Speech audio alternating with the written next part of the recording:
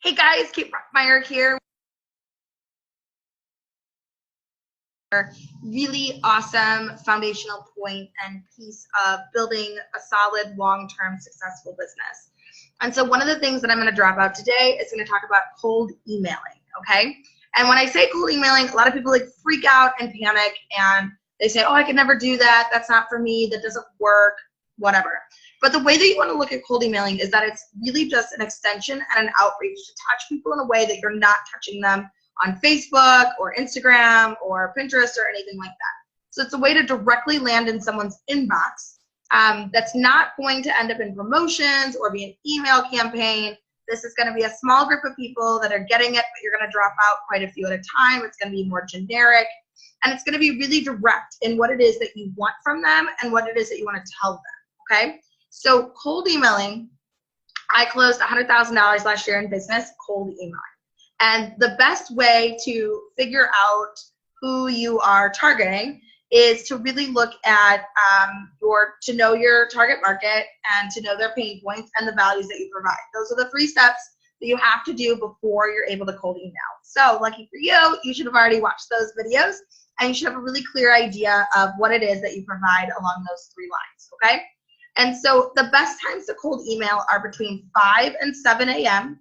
and 9 and 11 p.m. And the reason this is the best is because it's going to put you at the front of their inbox at the start, depending on whether they, in your target market, you believe that they're a late night person or an early morning.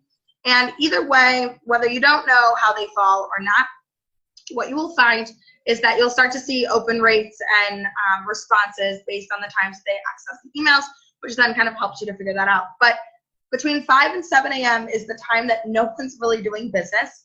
And so people have time to check their emails and actually read them. And the same between 9 and 11 p.m., meaning that they're sitting on the couch, they're just chilling out, they might be at the gym, whatever it is, but they're checking those emails and seeing what's coming in. So if you are someone who tries to email me at 10 a.m., you're never going to hear from me. And I'll probably forget and get lost and lose it and all of these things. It'll just not be a good situation. So that's why I recommend that you drop out these emails between 5 and 7 a.m. or 9 and 11 p.m. You can also make this decision on when you drop them out based on your availability and your schedule. So if you are a early bird, early riser, you're up, making things happen, then 5 to 7 is a good time for you. If you are a late bird and you are up till midnight, 2 in the morning, then the 9 to 11 p.m. would probably be the best time for you. So figure out that time frame for yourself and for your market, but make sure to do it in one of those 2 time frames, because when they check in or when they check out at the end of the day, you're going to be top of the inbox and they're going to be like, whoa, I need to find out from this person, see what they have going on, okay? So those are the best times. The way that you find your lists are connecting to people on LinkedIn. You can reach out to people via Facebook and ask them for their emails or say, hey, I just want to send you something, we can connect up. I'd love to grab coffee, and they say, sure, here's my email. The other way is chamber directories and directories of other networking organizations that you're either a part of or that list their email list publicly.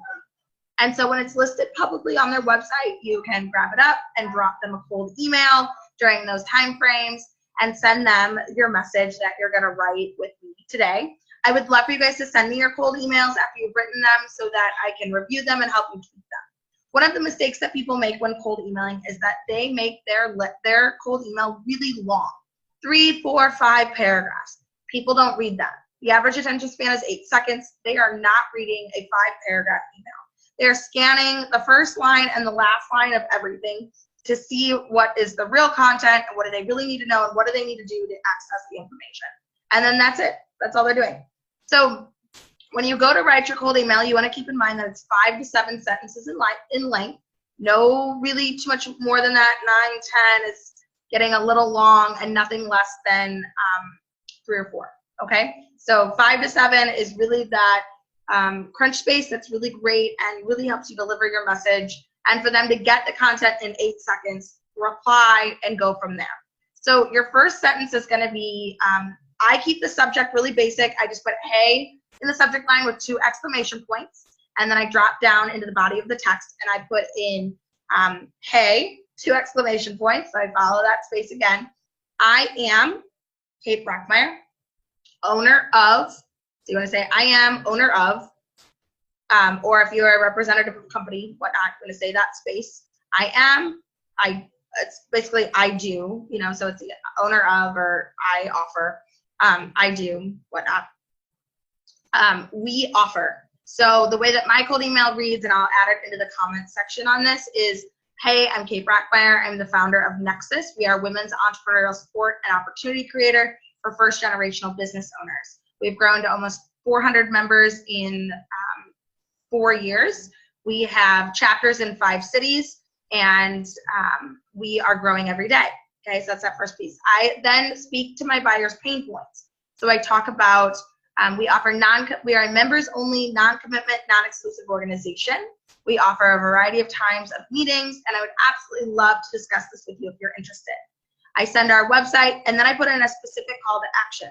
So I say that I'm available on Tuesday at 10 a.m. if they're interested and would like to grab coffee, and kind of go from there. So the really cool thing about cold emailing is that it gives them direct information and content about what it is that who you are, what you offer, and then what you want from them. I want to set up a meeting with you. And so what I think is the best part about cold emailing is that it sort of takes away the difference between a one-to-one and a sales meeting. You never add, in my opinion, ever add, I look forward to learning more about your business. When you put in, I look forward to learning more about you and your business, it automatically takes it from a sales meeting to a one-to-one. And we don't sit in one-to-ones during sales hours, we sit in sales meetings. And so when you say, I'm available on Tuesday at 10 a.m. at Caldy's in Kirkwood or at my office, I would love to grab coffee with you. Are you available? It immediately flips that turn to say, yes, I'm available, or no, I'm not. And so it makes the switch from being that one-to-one, that informational session, to being a sales meeting. And so it's really important that you remember it's I am, I own, I offer, and then the website, check out our website and then the specific call to action that says, I would love to meet you for coffee on XYZ day at XYZ time, whatnot. When you are doing your offering, what services you offer, you really want to speak to your buyer's pain points. So we offer members only. My members know they can't bring guests, right?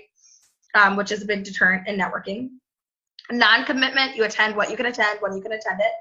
And non-exclusive, meaning potentially we can have other people that are within your industry or in your company, within the organization. But the way we look at it is that there's more opportunity for everyone, right? And so when I say members only,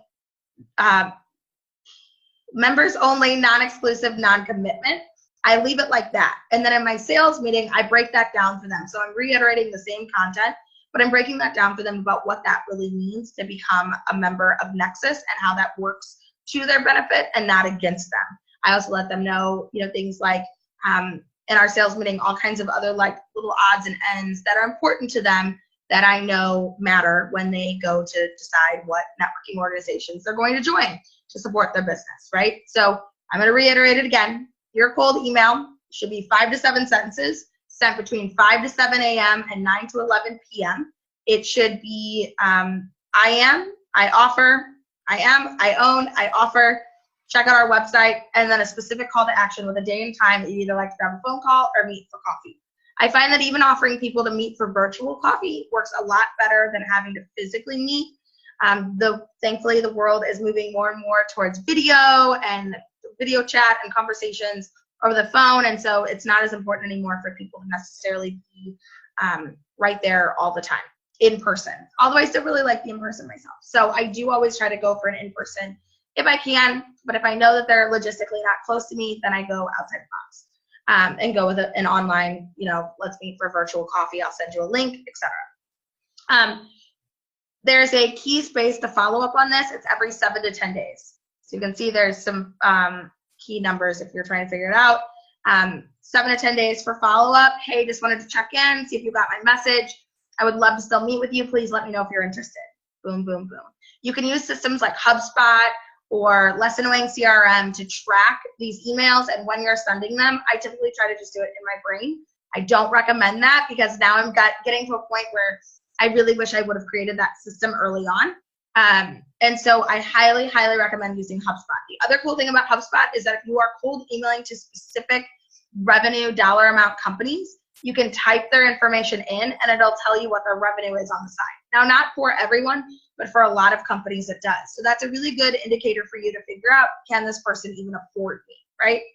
You, on average, I like to see my clients dropping between 50 to 75 cold emails a week, which means that you have to do some list building, you have to do some connecting, some networking, some outreaching, and some community engagement in order to build this list outside of just pulling chambers and things like that.